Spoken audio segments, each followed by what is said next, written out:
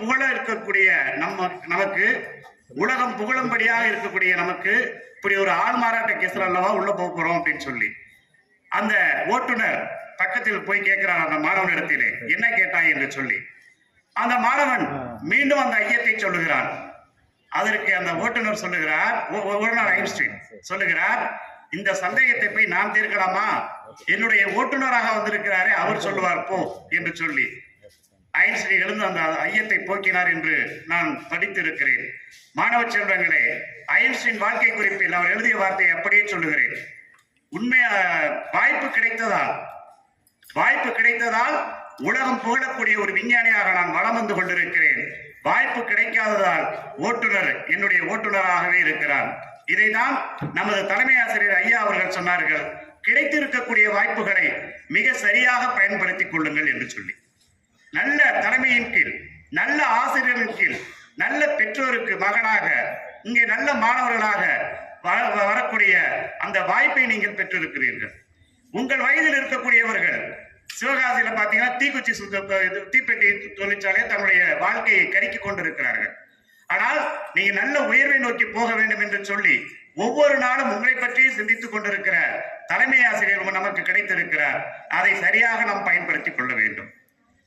நன்றாக படிக்க வேண்டும். வள்ளுவர் மிக அற்புதமாக சொல்வார், கற்க என்று சொல்லி.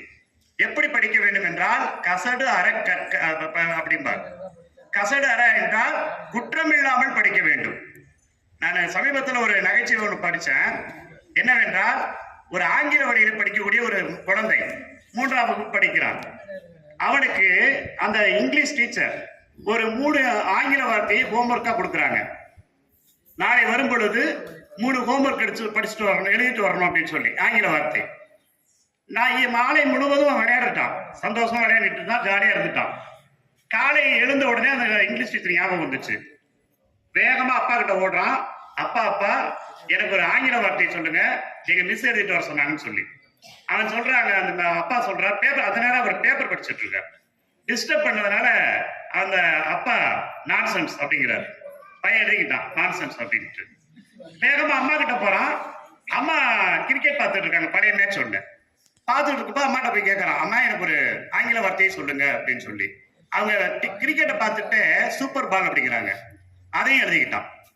வேகமா அக்கா கிட்ட போறான். அக்கா பக்கத்து வீட்டு குழந்தைகிட்ட கொஞ்சிக்கிட்டு இருக்கு. அந்த குழந்தை அந்த நேரம் பார்த்து, டார்லிங் சினிமாவுக்கு போலாமா அப்படின்னு சொல்லி. அந்த அக்கா சொல்லுது, நோ டார்லிங் டுமாரோ கம்மிங் அப்படின்ட்டு. அதையும் எழுதிக்கிட்டான். வேகமா ஸ்கூலுக்கு போறான். போனவன் டீச்சருக்கு தெரியும்ல, யார்கிட்ட போய் ஃபர்ஸ்ட் கேட்டா அவன் சொல்லுவான், யார் எழுதிக்க மாட்டான்னு ஆசிரியருக்கு தெரியும். அந்த மாணவனை எழுப்பி, எங்க எழுதிட்டு வண்டியான்னு கேட்டான். ரொம்ப வேகமா எழுதிருக்கிறான், ஆர்வமா, நான் எழுதிட்டேன் மிஸ் அப்படின்ட்டு. எங்க சொல்லு பார்க்கலாம், நான்சென்ஸ் அப்படிங்கிறான். என்னடா என்னைய நான்சென்ஸ் அப்படின்னு பலார்னு ஒரு ஆர்வம் கொடுக்குறாங்க. சூப்பர் பால் அப்படிங்கிறான். என்னடா கேட்டா நான்சென்ஸுங்கிற, அடிச்சா சூப்பர் பால்ங்கிற, வா ஹெச்எம்கிட்ட போலாம், தலைமை ஆசிரியர்கிட்ட போலாம் அப்படிங்கிறாங்க. நோ டார்லிங் டுமாரோ கம்மிங்கிறான். அவன் எதை படிக்க வேண்டுமோ குற்றம் இல்லாமல் படிக்கல. சரியா, படிக்க வேண்டியதை வள்ளுவர் சொல்வதை போல கசடு அற, எதை படித்தாலும் குற்றம் இல்லாமல் படிக்க வேண்டும் அப்படிங்கிறார். படிச்சதுக்கு அப்புறம் படித்த வழியில் நிற்கிறார். ரொம்ப அற்புதமான குறள். கற்க கசடு அற, குற்றம் இல்லாமல் படி, படித்த வழியில் நில் அப்படிங்கிறார். அதுதான் உங்களுடைய பெற்றோருக்கும், அதுதான் உங்களுடைய ஆசிரியருக்கும். தலைமை ஆசிரியர் சொன்னாங்கல்ல, நீங்க நல்லா இருக்கணும், சமூகத்துல மதிக்கப்படக்கூடிய ஒரு மாணவனாக வளர வேண்டும், சமூகத்தில் எல்லோரும் ஏற்றுக்கொள்ளக்கூடிய ஒரு மனிதனாக நீ வாழ வேண்டும். அதுதான் உங்களுடைய பெற்றோர், உங்களுடைய ஆசிரியருடைய நினைவாக இருக்கவே தவிர இதை தாண்டி உங்களை மேல எந்த ஒரு இதுவும் இல்லை. அந்த இலக்கை நீங்கள் அடைய வேண்டும் என்று சொன்னால் நன்றாக படிக்க வேண்டும். இந்த இந்திய தேசத்தினுடைய பெருமையை பேசுகிற இந்த நேரத்தில் உங்களுடைய பெருமையையும் இந்திய தேசம் பேச வேண்டாம், நம் ஊர் பேசுற அளவுக்காக உங்களுடைய உயர்வு இருக்க வேண்டும். ஆங்கிலத்துல ரொம்ப அற்புதமான ஒரு ப்ராவர்ப் எனக்கு ரொம்ப பிடிச்சது. Defeat the defeat before the defeat defeat you என்று சொல்வார்கள். தோல்வி உன்னையை தோற்கடிக்கும் முன்பு தோல்வியை நீ தோற்கடி. இல்லையா, நம்ம நீங்க 10, 12ஆம் மாணவர்கள் படிக்கிறீங்க, உங்களோடு போட்டி போட்டு படிக்கக்கூடிய மாணவர் எண்ணற்ற பேர் இருக்காங்க. ஆக அவங்க எல்லாம் ஆங்கில வழியில டவுன்ல படிச்சுட்டு இருக்காங்க. உங்களுக்கு கிடைக்காத வாய்ப்புகள் எல்லாம் உங்களுக்கு கிடைக்கும். அவர்களோடு போட்டி போடுகிற நீங்கள் உங்களை நல்ல முறையில் தயார்படுத்திக் கொள்ள வேண்டும் அப்படிங்கிறாங்க. பாருங்க, ஒற்றை காலில் நின்றாலும் வெண்கொக்கு, தனக்கு இரையாக போகிற மீன் வரும் வரை காத்திருக்கிறது. அதே போல பாறையில் விழுந்தாலும் படுகுழியில் விழுந்தாலும் கடலை சேர வேண்டும் என்கிற நோக்கத்தோடு தன்னுடைய பயணத்தை தொடர்ந்து சென்று கொண்டே இருக்கக்கூடிய நதி. இரும்பு ஆணிகளால் தைக்கப்பட்டாலும் பொதியை சுமக்க வேண்டும் என்கிற இலக்கை கைவிடாத எருது. இலைகளை பறித்தாலும் கிளைகளை வெட்டினாலும் நிழல் தர வேண்டும் என்கிற நோக்கத்தை கைவிடாத மரங்கள். இவையெல்லாம் நமக்கு பாடம் கற்றுத்தரக்கூடிய பாதைசாரிகள். ஆக ஒவ்வொரு உயிரிடத்திலிருந்தும் நம்ம ஒவ்வொரு பாடத்தை கற்றுக்கொள்கிறோம். அதை கற்றுக்கொண்டு வாழ்க்கையில அப்ளை பண்ணணும். அப்ளை பண்ணும் போதுதான் நம்மளுடைய வெற்றியானது நிச்சயமாக உயர்வை நோக்கி இருக்கும் என்பதை நாம் அறிந்து கொள்ள வேண்டும். மாணவ செல்வங்களே, உங்களுடைய நான் அடிக்கடி வகுப்பறையில் சொல்றது உண்டு. நம்ம எந்த சூழலில் இருந்தாலும், நம்ம எந்த நிலையில் இருந்தாலும் நம்மளுடைய எண்ணங்கள் எல்லாம் உயர்வை நோக்கியே இருக்க வேண்டும்.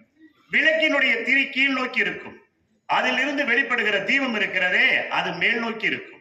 அதுபோல நம்மளுடைய எண்ணங்கள் எப்பொழுதும் உயர்வை நோக்கி இருக்க வேண்டும் என்பதை நீங்கள் மனதில் பதித்துக் கொள்ளுங்கள். நிச்சயமான ஒரு வளமான எதிர்காலம் உங்களுக்கு காத்திருக்கிறது. கனவு கலாம் ஐயா சொன்னதை போல நல்ல கனவு காணுங்கள், நல்ல லட்சியத்தை வளர்த்துக் கொள்ளுங்கள். அந்த லட்சியம் உங்களை உயர்வை நோக்கி அழைத்து செல்லும் என்பதை உங்களுக்கு சொல்லி, நீங்கள் எல்லாம் நீராயுள், நிறை செல்வம், மெய்ஞானம், ஓங்கு புகழ் பெற்று பல்லாண்டு வாழ வேண்டும் என்று வாழ்த்துகிறேன். எல்லோருக்கும் மீண்டும் ஒரு முறை 76வது குடியரசு தின விழாவை முன்னிட்டு வாழ்த்துக்களை தெரிவித்து வாய்ப்பு கொடுத்த தலைமை ஆசிரியர் ஐயா உள்ளிட்ட அனைத்து நல்லாசிரியர் பெருமக்களும் நன்றி கூறி விடைபெறுகிறேன். வணக்கம்.